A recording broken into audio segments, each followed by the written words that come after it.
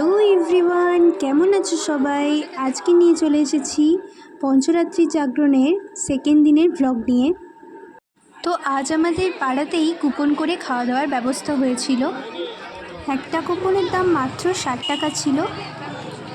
তো অনেকক্ষণ লাইনে দাঁড়ানোর পর আমরা অবশেষে খাবার খেতে যেতে পারলাম। প্রথমেই দিয়ে দিয়েছিল বেগনি, তারপরে দিয়েছিল ভাত, ডাল, পাঁচমেশালি তরকারি, তারপরে আলু পোস্তও দিয়েছিল।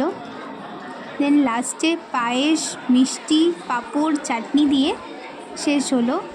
হ্যাঁ, তবে লাস্টে ছিল আইসক্রিম, যেটা সব থেকে বেস্ট পার্ট। আইসক্রিম মা দুটো পেয়েছে।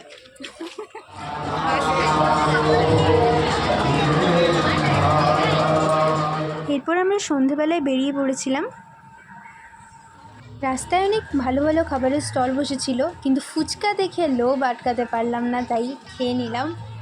তার পাশেই একটা প্রোগ্রাম হচ্ছিল, সেটা কিছুক্ষণ দেখেই আমরা চলে এলাম আবার হরিমেলাতেই।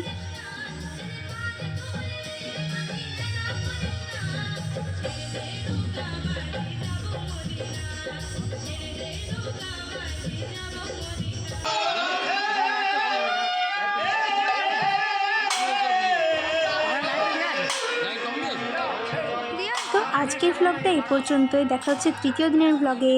আজকের মতো বাই।